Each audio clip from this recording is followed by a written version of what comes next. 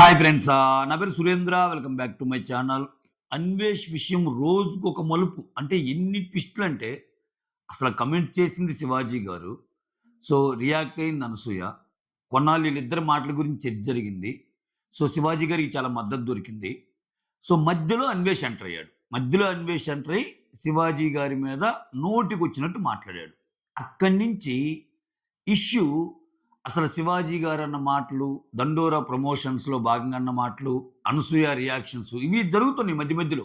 కానీ వాటన్నిటికి మించి అన్వేష్ టాపిక్ ఎవాల్వ్ అయిపోయింది. ఏ రేంజ్‌లో అంటే అన్వేష్ వర్సెస్ మెనీ. ఎందుకంటే దానికి రీజన్ ఏందంటే అన్వేష్ ప్రతి ఒక్కరి విషయంలో, ప్రతి ఒక్కరి కెరీర్‌తో, ప్రతి ఒక్కరి విషయంలో ఆయన అన్న మాటలు గాని, ఆయన చేసిన పనులు గాని ఇప్పుడు ఆయనకి కరెక్ట్ టైం వచ్చింది. దేనికైనా టైం రావాలంటారు కదా! ఆ టైం వచ్చింది.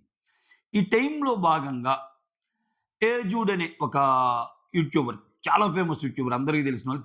తెలుగునాట ఆయన తెలియని వాళ్ళున్నారంటే అతిశయోక్తి కాదు. అంటే రెగ్యులర్‌గా ఫాలో అయ్యేవాళ్ళు. సో, మంచిగా స్పందిస్తా ఉంటాడు. తన తెలుగు వొకాబులరీ గాని, తను చెప్పే వే గాని చాలా మందికి నచ్చింది. నచ్చింది కాబట్టే అంతమంది అన్ని millions of followers, 4+ millions of followers ఆయనకున్నారు యూట్యూబ్‌లో. అయితే ఆయనకి, అన్వేష్‌కి ఈ విషయంలో అసలేం జరిగింది? సో, ఎందుకు ఏజోడ్ వీడియో పెట్టి మరీ డిలీట్ చేశాడు? ఈ విషయాలు మాట్లాడుకుందాం. దానికంటే ముందు మీరు చేయాల్సిందేందంటే, కొత్తగా ఎవరైనా మన ఛానెల్ చూస్తుంటే please do subscribe. Me subscribe కొంచెం బలాన్నిస్తుంది ఛానెల్‌కి. అలానే వీడియోస్ నచ్చుతుంటే ఒక లైక్ చేయండి. ఒక లైక్ చేయటం వల్ల వీడియోస్‌కి రీచబిలిటీ పెరిగిద్ది. యెస్. అసలిది ఎక్కడ స్టార్ట్ అయిందంటే, ఇంక అన్వేష్ స్టోరీ చెప్పబల్లే. ఇది చాలా రోజుల నుంచి నానుతుంది.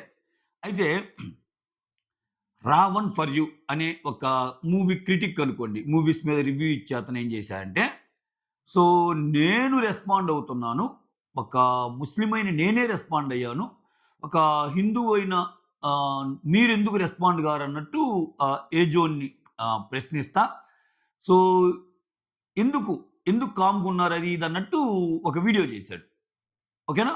ఎందుకంటే అతను పెద్ద యూట్యూబర్ గాబట్టి, అంటే ప్రతిరోజు కాంటెంపరరీ విషయాలు ఆయన మాట్లాడతాడు గాబట్టి, ఈ విషయం ఎందుకు మాట్లాడటం లేదన్నట్టు మాట్లాడాడు. అది అట్టా ఇట్టా తిరిగి ఇంక తెలిసిద్దిగా. సో, అలా ఇలా వెళ్ళి సో, ఏజూడ్ వీడియో చేశాడు. ఏజూడ్ వీడియో చేస్తా. సో, నేను చాలా సందర్భాల్లో నా పని నేను చేసుకుంటా. ధర్మమే కాపాడిద్దనుకుంటా నా పని నేను చేసుకుంటా పోయాను. అంత రెస్పాండ్ అవ్వకపోవటానికి కూడా రీజన్ ఇది చాలా విషయాల పట్ల. కానీ ఓకే. నా దేవుళ్ళ జోలికొచ్చినా, నా ఆంజనేయ స్వామి జోలికొచ్చినా, నా వెంకటేశ్వర స్వామి అంటే నా శ్రీరాముడి జోలికొచ్చినా, నా సీతమ్మ తల్లి జోలికొచ్చినా ఇట్లా మాట్లాడతా, ఖబర్దార్ కొడకల్లారా అన్నట్టు ఒక వీడియో చేశాడు. వీడియో చేసి పేరు కూడా మెన్షన్ చేస్తాడు. అన్వేషే జాగ్రత్తగుండు, ఇట్లా ఇది తప్పు అని. సో, అంతటితో అదైపోయింది. ఆ వీడియో తర్వాత మళ్ళా అన్వేష్ పిక్చర్‌లోకొచ్చాడు. అన్వేష్ పిక్చర్‌లోకొచ్చి ఇంకో వీడియో. ఇప్పుడు మీకు ఆ వీడియో దొరకదు. ఎందుకంటే తను డిలీట్ చేసాడు ఏజోడ్. సో, అన్వేష్ పిక్చర్‌లోకొచ్చి నువ్వు మర్యాదగా ఆ వీడియోని డిలీట్ చెయ్యి. ఓకే. నీ కెరీర్ ఎలా బిగిన్ అయిందో, ఏం చేశావో, నువ్వు ఎటువంటి వీడియో చేశావో నాకు తెలుసు. ఓకే. వాళ్ళ తమ్ముడి మీద ఒక అభియోగం ఉంది. ఒక కేస్‌లో ఇయన్నీ ఉన్నాడు. మీరు ఐఏఎస్ కొడుకులయ్యుండి మీరేమేం చేశారో నాకు తెలుసని చెప్పి ఆయన స్టైల్‌లో ఆయన మాట్లాడతా కొంచెం బూతులైతే మాట్లాడలేదు. ఎందుకంటే బూతులు మాట్లాడనని చెప్పాడు. 2026 నుంచి బూతులు మాట్లాడను అన్నాడు. ఆయన మాట మీద ఉండడు. అది ఎందుకంటే చాలామంది చాలా సార్లు చాలా చిన్న యూట్యూబర్‌లతో సహా అంతెందుకు ఒకసారి నేనొక వీడియో చేశాను. మీయన్నీ బాగున్నాయి గానీ, ఆ బూతులు తగ్గించుకోండి. బూతుల వల్ల ఇదైపోతున్నారు. మీరు ఎదుటి మనుషుల్ని మాట్లాడే తీరు గాని, ఎదుటి మనుషుల మీద ఈ కొన్ని తగ్గించుకోవాలంటే అలాగే నిన్ను కూడా కమెంట్ పెట్టాడు. అట్లా చాలా మందికి కూడా పెడతాడాయన. కానీ మళ్ళా మారతాడు. ఆయన ఆయన చెప్పిన మాట ఈరోజు ఒక మాట చెప్తే అన్వేష్ రేపు అది ఫాలో అవుతా అంటే మన భ్రమే. ఆయనకి ఎల్లుండికి పిలకలు టచ్ అయితే ఏదైనా ఏ వీడియో అయినా చేస్తాడు ఆ టైపు. అయితే అన్వేష్ ఏం చేశాడు? ఏజూన్‌ని ఇట్లా ఆహ్, 2020 నువ్వు పెట్టిన ఆ వీడియో గాని డిలీట్ చేయకపోతే 2026లో మామూలుగా ఉండదు. నీకు నాకు ఇంక మామూలుగా ఉండదు. నీ మొత్తం అసలు నువ్వేం చేసావు ఏంటి అనేది మొత్తం బయట పెడతారన్న సెన్స్‌లో ఒక వార్నింగ్ లాగా అతను వదిలాడు. అతను వదిలిన కొంత కొంత సమయం తర్వాత కొన్ని గంటల తర్వాత అనుకోండి. కొంత సమయం తర్వాత ఇక్కడ వీడియో కూడా ఇతను డిలీట్ చేసాడు. ఇప్పుడు ఇదొక చర్చ. అంటే కరెక్టే కదా చెప్పాడు ఏజూడ్. ఎందుకు వీడియో డిలీట్ చేశాడు అనేది చాలామంది భయపడ్డాడా? అన్వేష్‌కి భయపడ్డాడంటే ఇక్కడ నా అనాలిసిస్ చెప్తానండి దీనికి.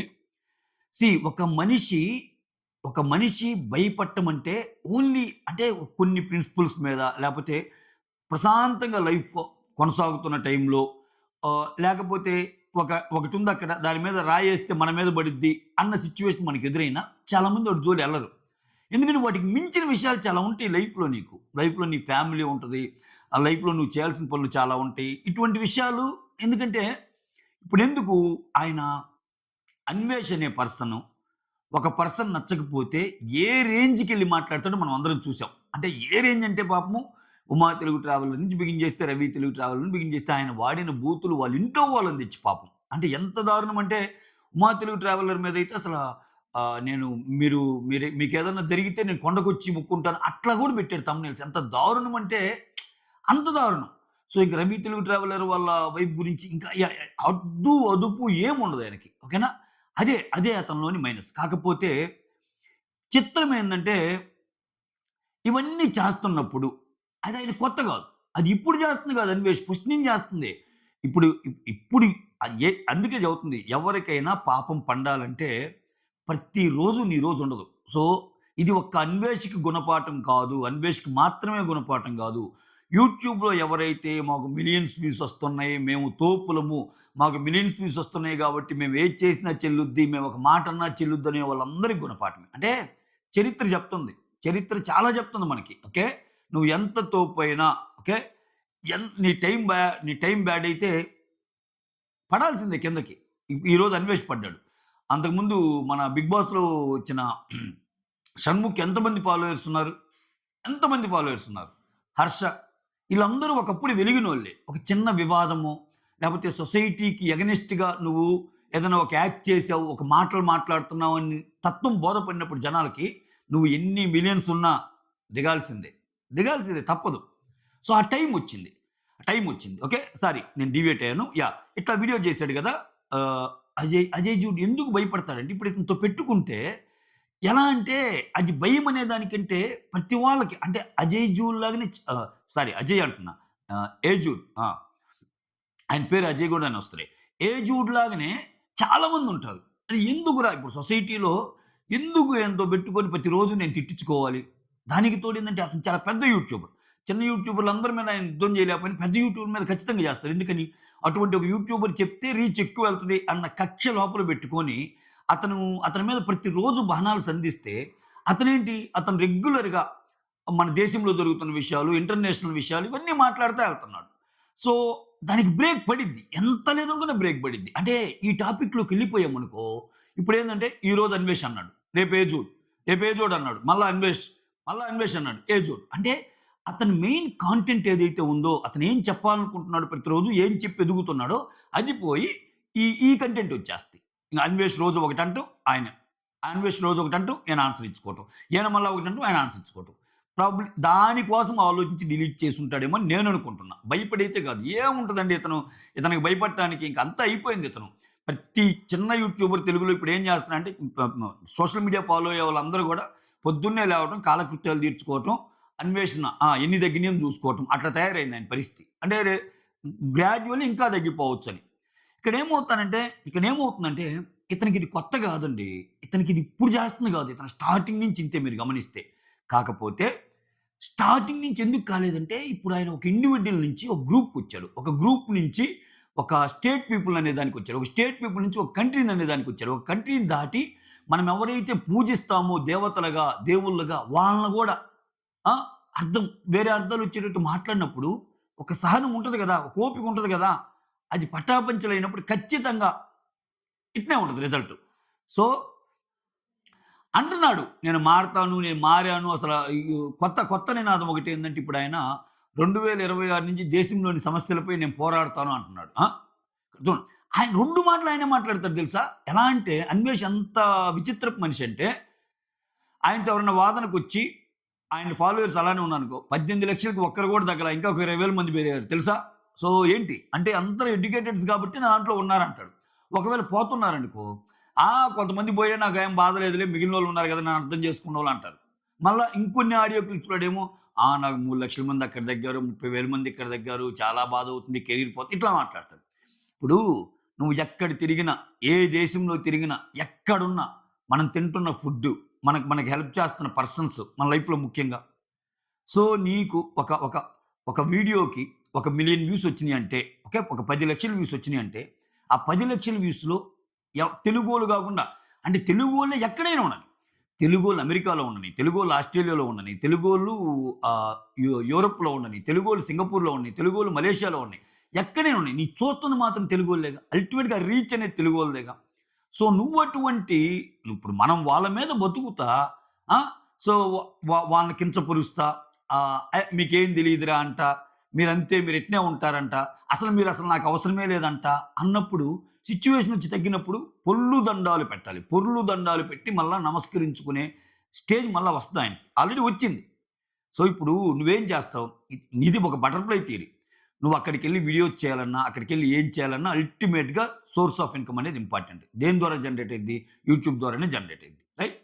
సో, ఇక్కడ మళ్ళా చాలా హీనంగా మాట్లాడతాడు ఆయన మిగిలిన యూట్యూబర్స్ గురించి. అందరూ అదేంది ఉప్పు ఉల్లిపాయ, టమోటా కోసం వర్క్ చేస్తున్నారని. అఫ్‌కోర్స్ కొంతమందికి వేరే వృత్తులున్నా వాళ్ళు చెప్పాలనుకున్న విషయాన్ని ప్యాషన్ కోసం చెప్తారు. సో, అందరు నీలాగా బూతులు వాడి, అందరు నీలాగా నెగటివిటీతోని వ్యూస్ సంపాదించుకునే వాళ్ళు ఉండరు గదా!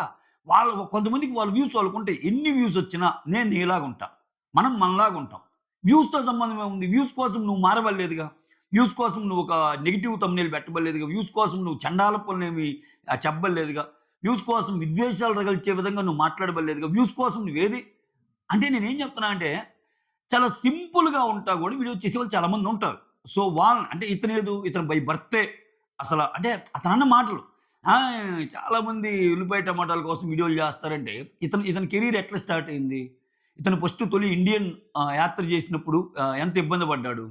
ఆ! సో, ఇతను చేసిన ఉద్యోగం ఏంటి? ఇతనేమన్నా ఫస్ట్ నుంచి మహారాజుల ఫ్యామిలీ నుంచేమి రాలేదు గదా! ఇతను గూడా సామాన్యుడే గదా! సామాన్యుడి బాధలు ఇంకా ఆయనకెక్కువ తెలియాలి గదా! బట్ ఇతను జనాల్ని వేరు చేసి మాట్లాడే మాటలు చాలా కోపం తెప్పిస్తాయి. ఎలా అంటే ఆయన లైవ్‌లో గూడా ఏదైనా మాట్లాడుతుంటే, ఐ యామ్ ఇన్‌ఫ్లుయెన్సర్ నువ్వు సామాన్య మనిషి అంట. అంటే సామాన్య మనిషి అంటే ఇంకా ఈయన ఇన్‌ఫ్లుయెన్సర్ అంటే ఏంటో అర్థం కాలా. అంటే అదే జరుగుతుంది. సో, కొంతమందికి ఒక టైమ్ వస్తదండి. ఆ టైమ్ వచ్చినప్పుడు అందుకే కర్మ ఎవ్వరిని వదిలిపెట్టదు. నువ్వు చేసేది మంచయితే మంచి జరుగుద్ది. నువ్వు చేసేది చెడైతే చెడు జరిగిద్ది. Okay.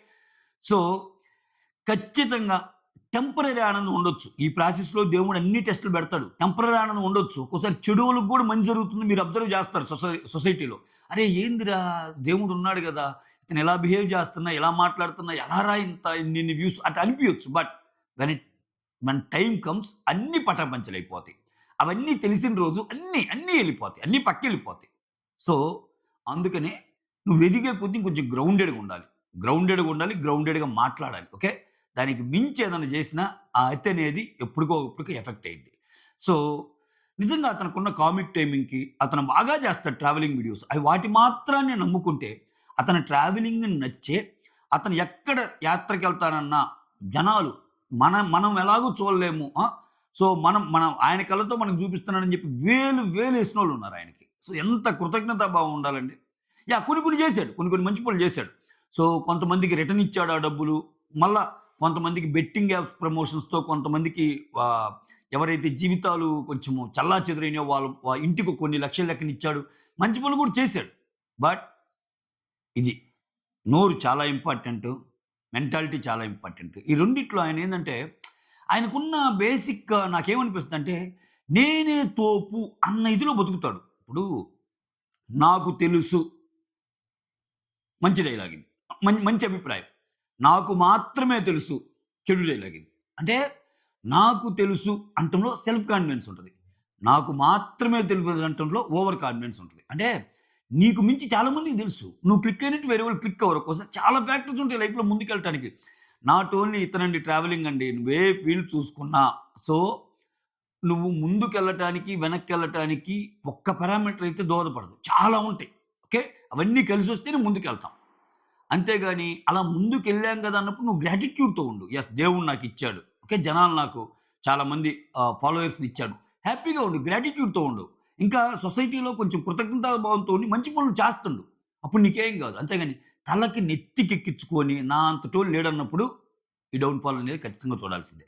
That's all. Thank you so much for watching my video. Signing off me Surendra.